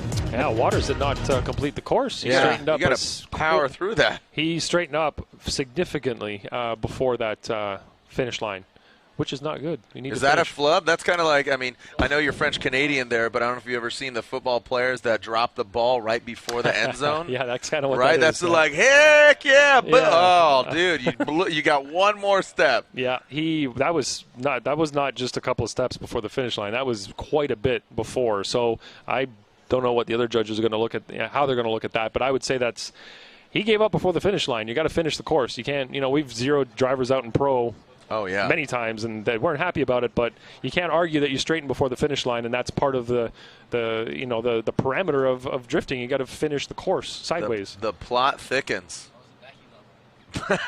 Becky got called. She was on speed dial right there. As Randall Waters will now lead. All joking aside, that could be detrimental to Randall Waters. And here we go. Randall just speaking with the judges up here. Andy Yen, Brian Eggert, Ryan Lontaine. Ryan Lontaine speaking on his own behalf. And different zip code there from Waters to Stratton. Well, I don't think that Stratton's spotter would have said, hey, I think Waters zeroed out. I think that was kind of came a little bit towards the end there. Maybe he did, but I'm going to guess no. But it does look like Waters just pulls a massive gap here. He's able to stay tight on that inside clip as opposed to Stratton that went way long on it. But still, he's filling the course. Gets really deep into that second outer zone, or that third outer zone rather. And you can see here Stratton is nowhere to be found, not even until the last section of the course. As we wrap around here, you see Stratton come into the frame here. So Ryan, from your perspective, what do you think happened there with Stratton? Well, here's run one again. We're going to go back to the previous run, and you'll be able to see the way that he straightened over the finish line, or quite a bit before the finish line. You can see Stratton missed inside clip 1, but look at the angle that he's able to throw coming through inside clip 2 and out to outside zone 3. And he maintains the angle all the way throughout the course. And looking at Waters in the chase position, right here as he comes by inside clip 4, you're going to see him straighten up there and drive over the finish line. Right. Pretty significant straight there. Hopefully we can get the replay for the second run again, and we can kind of walk through that one step by step. But again, the thing with Randall Waters in the lead position is he doesn't throw a lot of angle at inside clip 2, and that's an area where even the drivers in the meeting said that, hey, if the driver doesn't throw angle at inside clip 2, they can gain a huge gap on the chase car, and it looks like he's really not letting the car rotate at inside clip 2 like he should. He fills outside zone 2 really well. Again, not a lot of drivers are doing that really well. Hits inside clip 1 really well, but you can see there, very little bit of angle. Just quick. Yeah, just a quick little flick, but that allows him to get quite a bit of distance on Stratton in that specific area. Stratton was closer before that area, and then you can, just after the switch to the other camera, you can see that there's a major gap. You said right a good balance of angle and momentum on that inside clip. Was that below the threshold or I would above? say, yeah, definitely below the threshold of angle with the speed. He could have maintained a good level of speed while throwing much more angle, as Dirk did when he was in the lead position. So one of these, sorry, what's that, Ryan? I was going to say, in Ryan's mind, does that constitute a running away just in that one section? Yeah, just in the one section, because he did really well everywhere else. So you can't say that he was running away through the whole course. Right. Maybe a little bit near the end, he kind of overshot inside clip 4.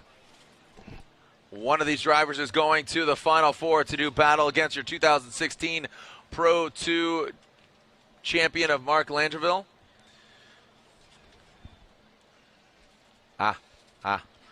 Stratton Chevrolet Corvette, you can see right there, Achilles Radio, Fortune Auto, Randall Waters, the IAS. And here we go. And Dirk Stratton gets the victory. Stratton gets the victory and advances on. Dirk Stratton advances on. Randall Waters, unfortunately, knocked out from Texas, but definitely one to watch. His driving style, I mean, I really like Waters' driving style. Just tighten it up a little bit more. Yeah, Waters needs to concentrate more on achieving what we say in the drivers' meeting and concentrating on that when he's in tandem competition. It just seems like he's trying to overdrive the car in terms of speed.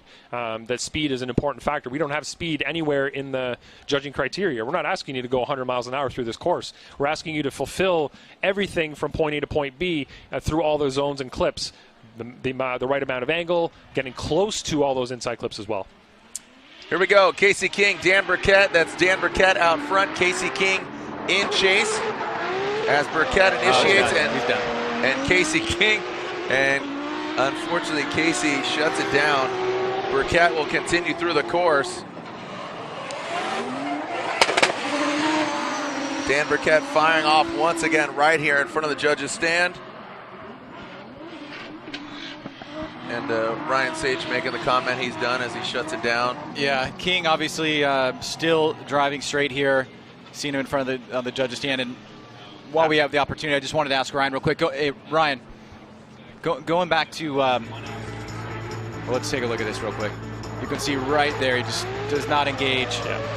And it's pretty much going to be advantage Burkett. I just wanted to go back to the Stratton Waters scenario. How, just so I understand for my own edification, on the second run with Stratton so far back, how close was that to an inactive chase? We know that Waters did not have the angle that you wanted there, but it wasn't the rest of the course. Was it anywhere near an inactive chase at all? I would say that in the beginning that Stratton had the right.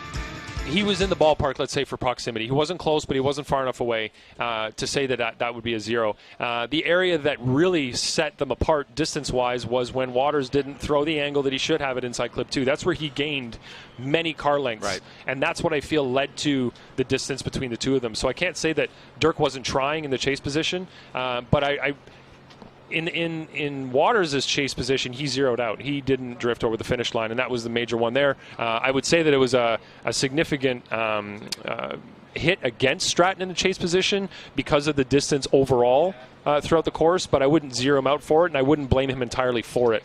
So that's why I went with Stratton. I just feel that he did a better job of doing what we told him or asked him to do in the drivers' meeting. He fulfilled the requirements of a lead driver and did the best that he could in the chase given the lead that he had to follow. Copy. Sounds good. So you can see Burkett, his super headlights aiming down the chute, and Casey King nowhere to be found right now.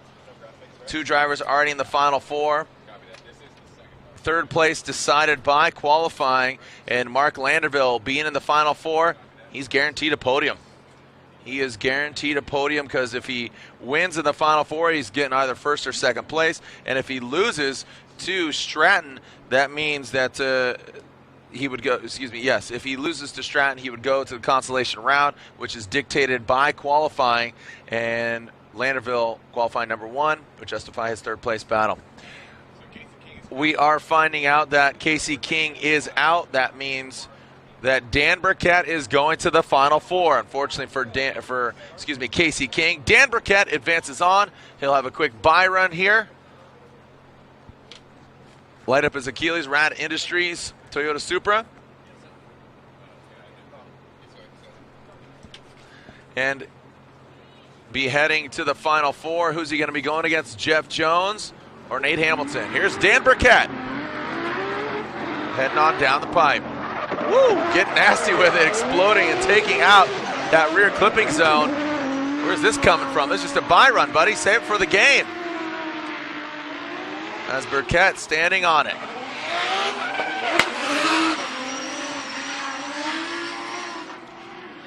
And around that final clip, and there it is. Dan Burkett advances on to the Final Four with one more battle left in the Great Eight.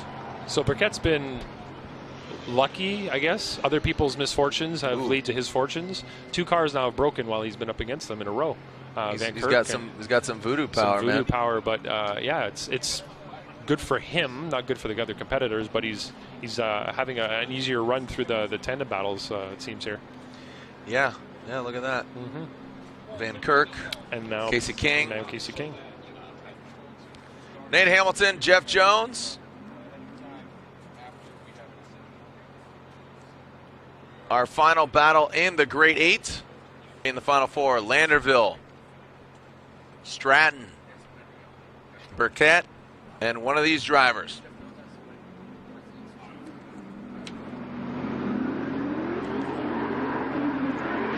And here we go, Hamilton initiating. Jones right there in tow. Nate Hamilton, big angle coming, some good smoke coming off the Falcon tires. Jeff Jones right in the smoke trail. Into the rear clipping zone go both the drivers. An all turbocharged LS powered S chassis. And look at Jeff Jones applying the pressure across the finish line. Little Tex and relentless Jeff Jones. Well, nice job by Jones at the end there, tucking in on the inside, trying to take some away from Hamilton. On initiation here, both drivers coming to this outside zone here. You can see Hamilton comes off a little bit early.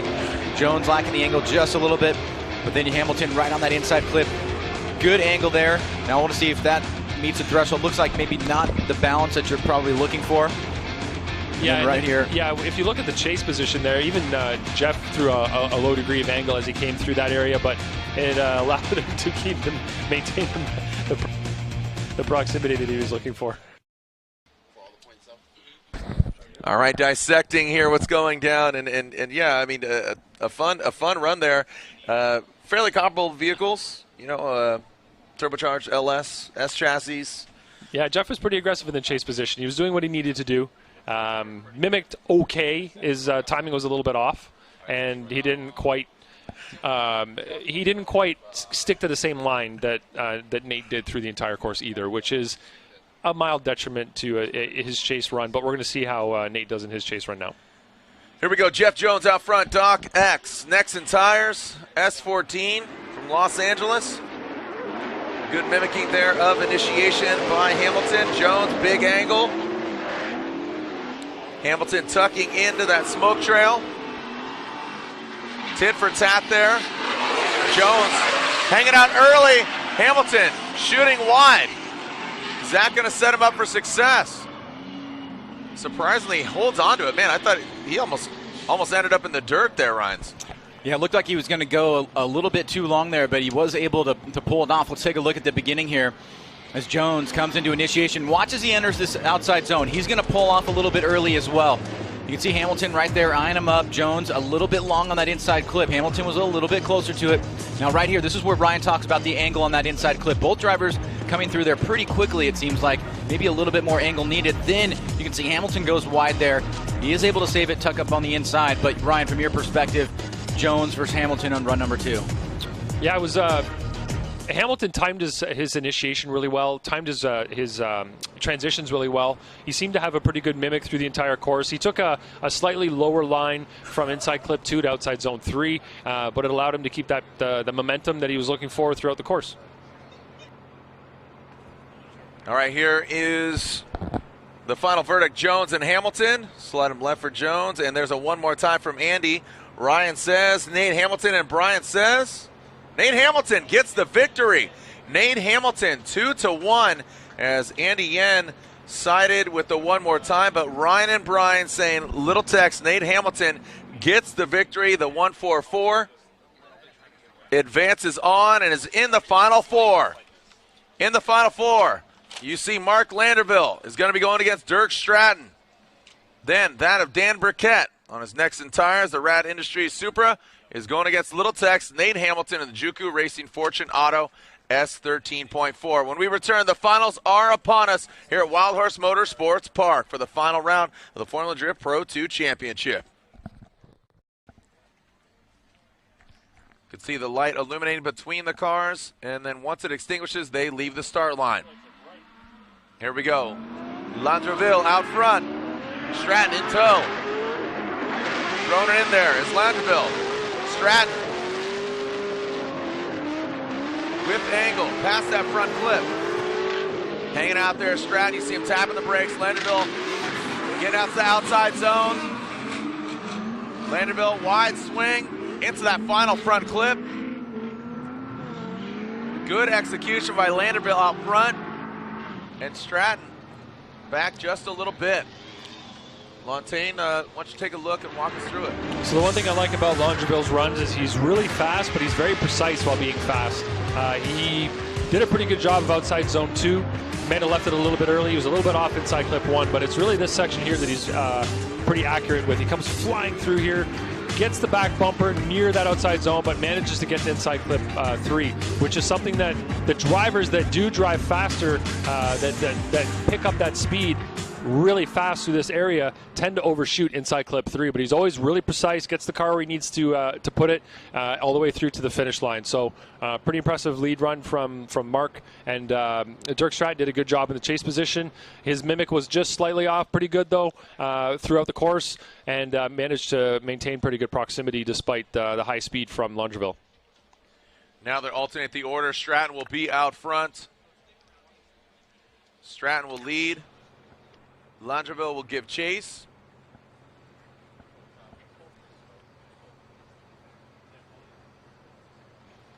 An all Achilles battle here for these gentlemen, Stratton and Landreville. There's going to be a slight delay here to let some smoke clear, as there isn't a whole lot of wind right now. It is thick out there right now. It looks like fog is rolling in.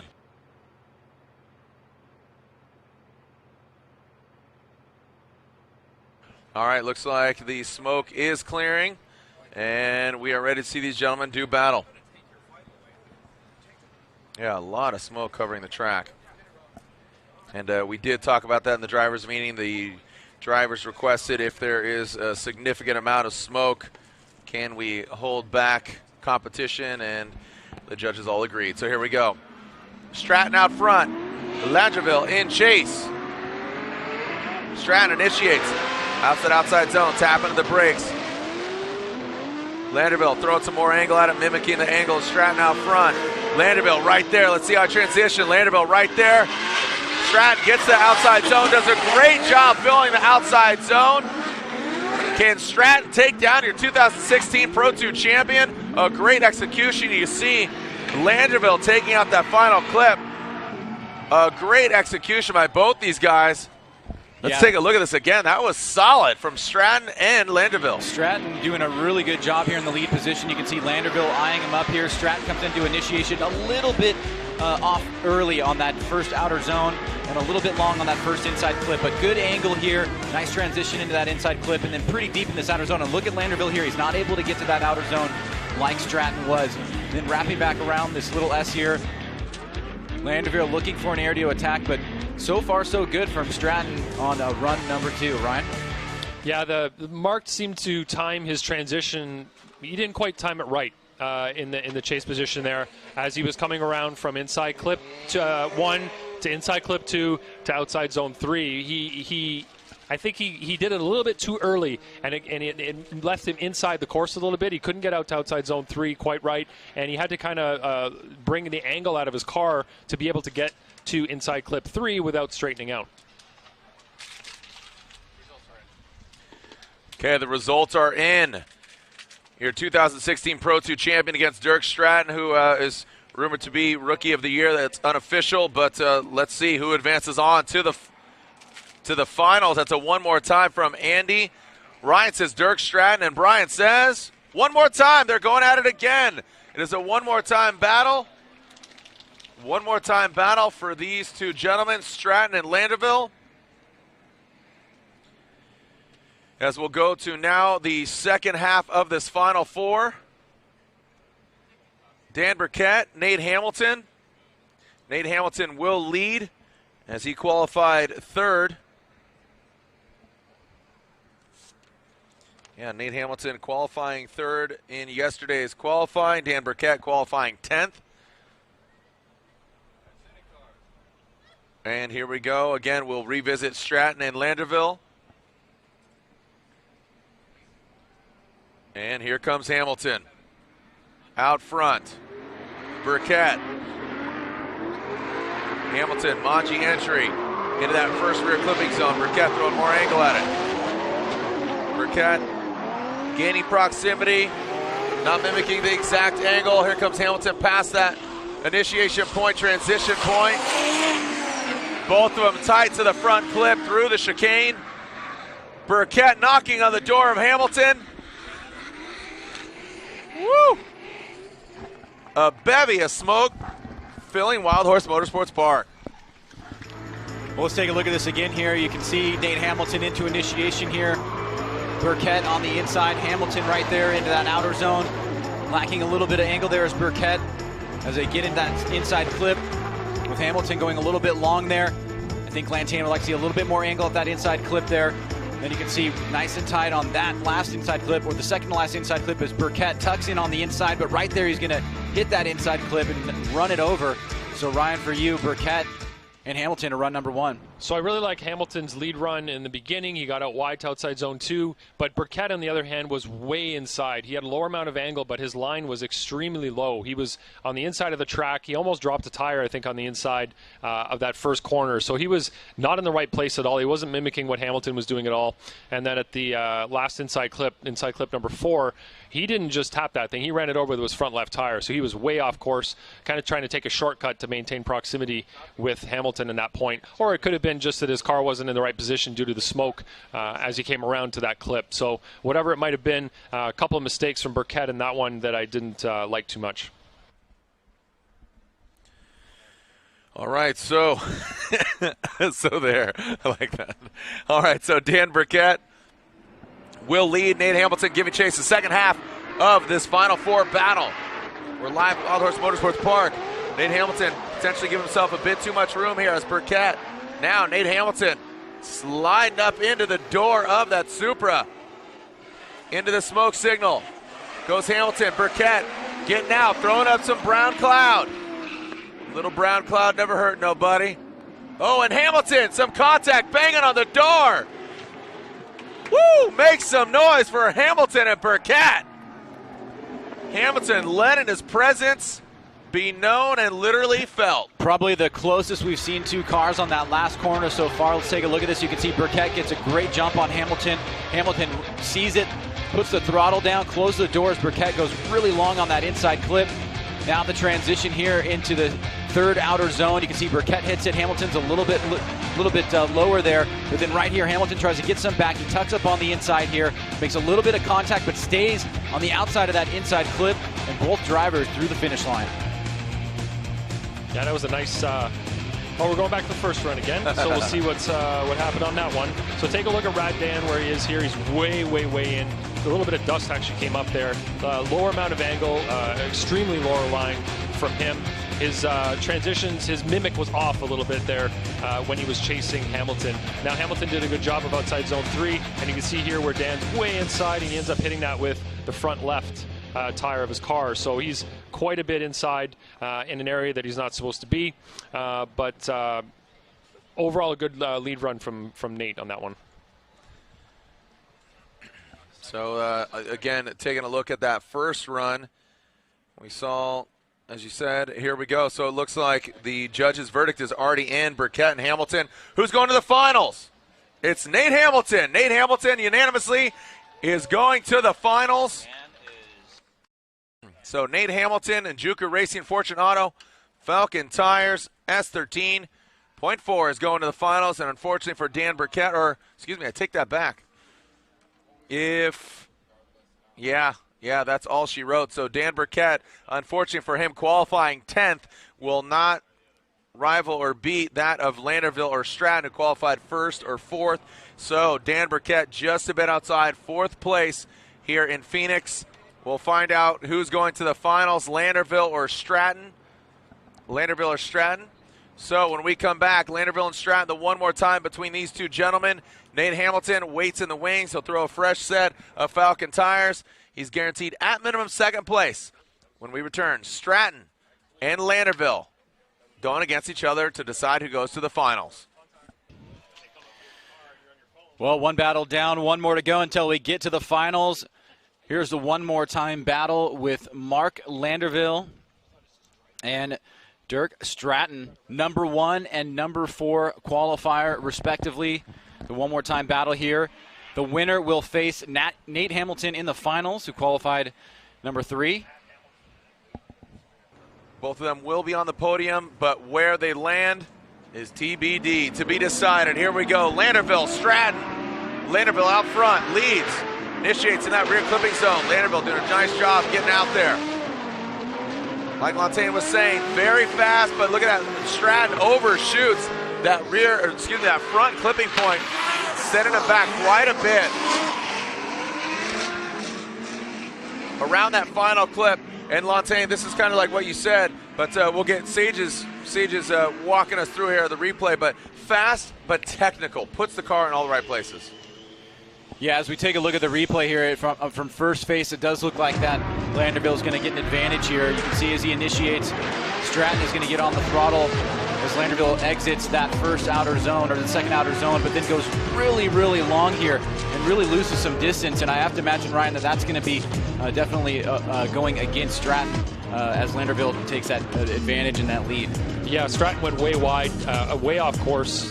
Missed inside clip 1, completely, and then was struggling to keep up. You could see his mimic was way off because of that distance. There was no way that he could be transitioning at the same time as Mark Landerville was due to the lack of proximity. So he was quite a bit behind, but got heavy on the throttle, as you could see, and gained some of that proximity back by running a shallower angle in line through the that long straight section that we have here in front of us. So Stratton, I believe, just at first glance takes taking a look at this. He will have that mistake where he needs to make it up. He's going against, again, the champion right now, Pro2 champion. Smoke lingers, but as do the fans. Thanks for joining us out here. First ever independent Pro2 round. Here we go. Who's going to the finals to do battle against Nate Hamilton, Stratton or Landerville? Stratton initiating hard into that rear clipping zone, getting out to the dirt. We've seen this before, and there it is. Landerville letting him know he was right there ready to lunge forward, and he does that.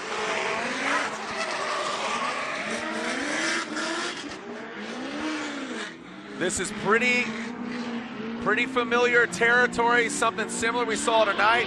I have to say this looks like Taylor Hull and Jeff Jones all over again.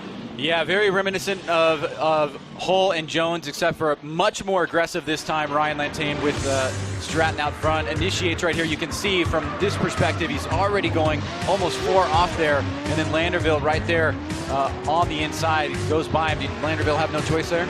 Yeah, I don't think he had a choice in that situation. You can see the aggressive slowdown from Stratton when he was in the lead. As soon as he went off, his speed dropped significantly. Landerville would have had no way to stay behind him in that situation, and made the pass. As he saw that Stratton was way off and was in no way going to be able to maintain his line and his speed on the track. So this is what I tell the drivers. I told them again today. You need to try to run the same run over and over again. You have to be consistent. You can't let the heat of the battle get to you and where you overdrive the car, you go too fast, you miss your entry point, and you go off the course. And that's something that Mark Landerville's really, really successful at over the years of competition. He's learned to really repeat that same run over and over again, which you need to do. You need to have that consistency to be viewed as the winner in these battles. Let's take a look. Dirk Stratton, Mark Landerville, who's going to the finals.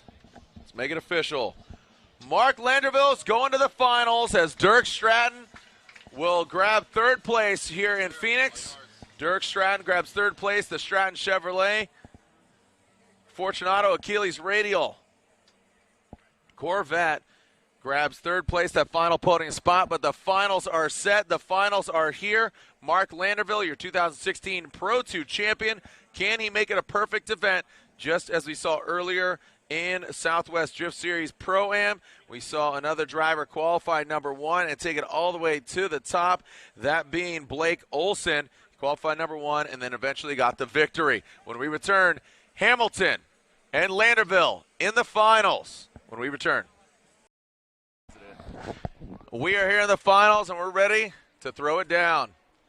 Jam it right in a big jar of Vaseline. We are ready to throw it in as Mark Landerville and Nate Hamilton are going to get loosey-goosey out here for the finals. Landerville, 2016 Formula Drift Pro 2 champion, going against Nate Hamilton, originally from Rowlett, Texas. Seen him drifting for quite some time.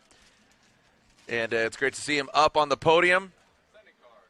But he's ready to throw it down. Can he take out Mark Landerville, who is, again, going for a perfect event? Here we go. Arizona and around the globe. Formula Drift Pro 2 champion Landerville going against Little Tex, Nate Hamilton. Landerville coming out hot out of that start chicane. Hamilton dropping the formation. Here we go. That rear clipping zone. Keeping a good distance. Landerville now overshooting that front clip. Into that rear clipping zone goes Landerville. A little deeper than Hamilton. Tight to that second to last front clip. Nate Hamilton diving in on the inside. Interesting there. Watch how Hamilton executes on that last front clip. It seems that he dives in early and he gains proximity, and that's what he did to Burkett. He's certainly been making it a move the past few runs here. Let's take a look at this from the onset. Landerville out front. You can see comes off that outer zone a little bit early here. A little bit of a gap established, but then right there you can see overshoots that inside clip, allows Nate to tack on the inside. Nate tries to close the door here as Landerville tries to get out to that third outer zone, and then here's the move by Hamilton on the inside.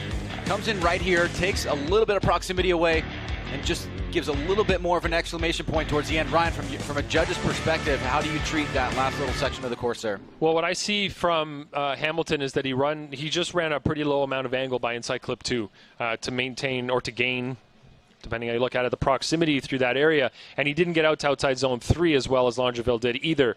And that allowed him to really gain some proximity and give him that run that he needed to get that line that he took to inside clip 4 to maintain proximity through to the finish. So from the chase driver's perspective, he did make an error there. Or not an error, but he gave away a little bit in that section. So we're going to see how he does in the lead compared to Mark's lead, but I'm really going to look to see how Mark does in that section.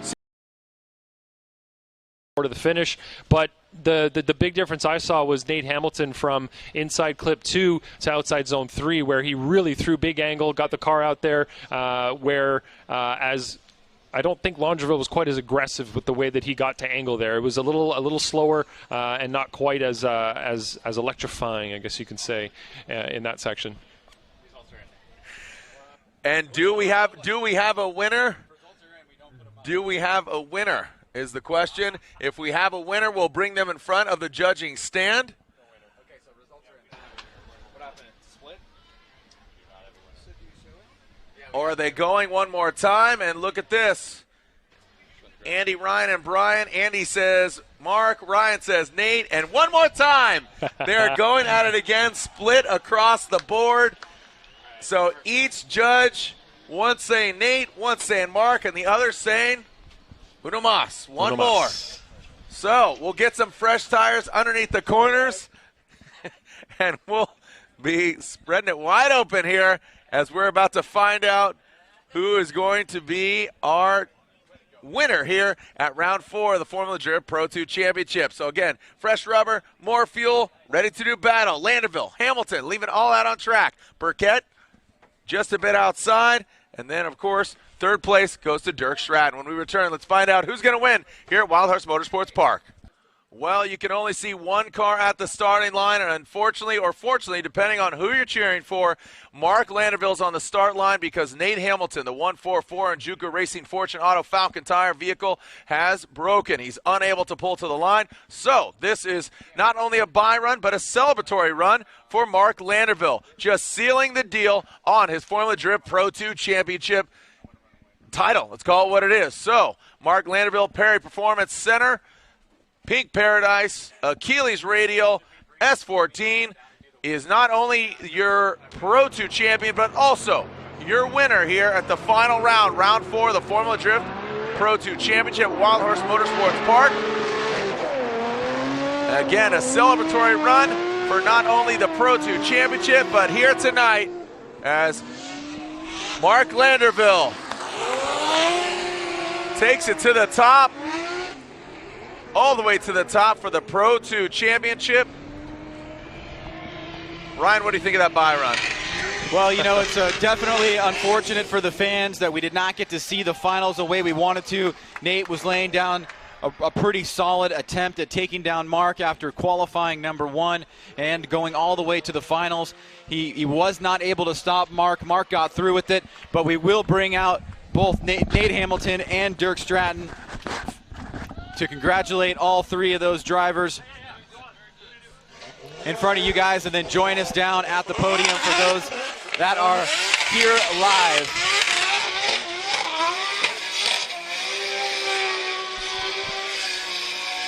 There's some celebratory donuts there for Mark Landerville, your Formula Drift Pro 2 champion.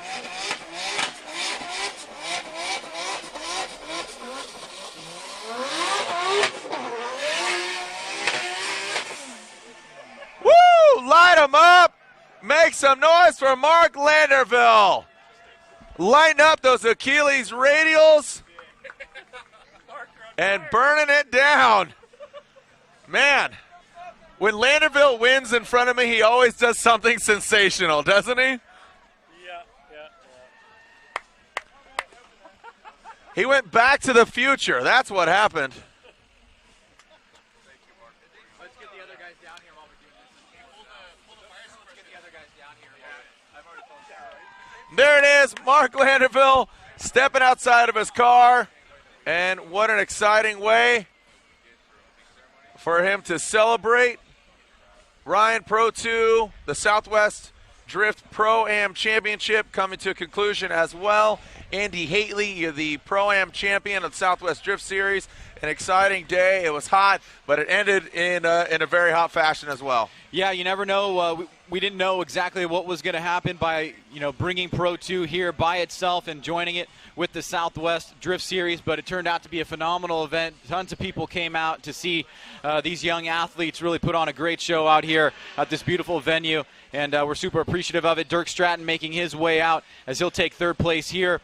He'll also be awarded an opportunity for a pro license next year, as well as Nate Hamilton, who comes in at 2nd place. He's there as well. And looks like Hamilton is in Stratton's vehicle.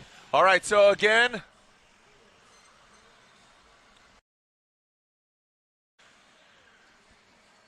stepping outside of the vehicle. It's fine. Step on outside of the vehicle as we are seeing. Head on over there. Head on over there. Nope, stay there. There it is. Make some noise as they step outside of their vehicle. 3rd place here at Wild Horse Motorsports Park. Round 4 of the Formula Drift Pro 2 champion, the Stratton Chevrolet on Achilles radials. Make some noise for Dirk Stratton. Grabbing that 3rd place podium and a pro license. And, of course, his vehicle's not here. He couldn't do that final battle, but hat tip to Little Tex. And Juku Racing, Falcon Tire, Fortunato S13. Nate Hamilton grabs 2nd place. And last but definitely not least, making it a perfect event, your 2016 Formula Drift Pro 2 champion and winner here at round 4 in that Perry Performance Center Achilles Radial Pink Paradise S14. Your winner here in Arizona, Mark Landerville. So join us at the podium. Congratulations to our 1, 2, and 3, Landerville, Hamilton, and Stratton. Your 1, 2, and 3 here in Arizona. Round 4 of the Formula Drift Pro 2 Championship. Be sure to tune in next weekend, Ryan. You, me, all the Formula Drift Pro drivers will be there. We're now going to crown a 2016 champion. Big championship at stake. Like you said, Odie, Gittin, Osbo, Forsberg. It's going to get nuts. Once again, we'll make history. Either one driver is going to receive his 3rd championship or 2 drivers are going to receive their 2nd. And there's also the outside possibility that Odie Bakchis might get his 1st if all things go to plan. And that'll be next week, Irwindale Speedway. Gates open at 2 o'clock. Get your tickets now. It's going to be a crazy final.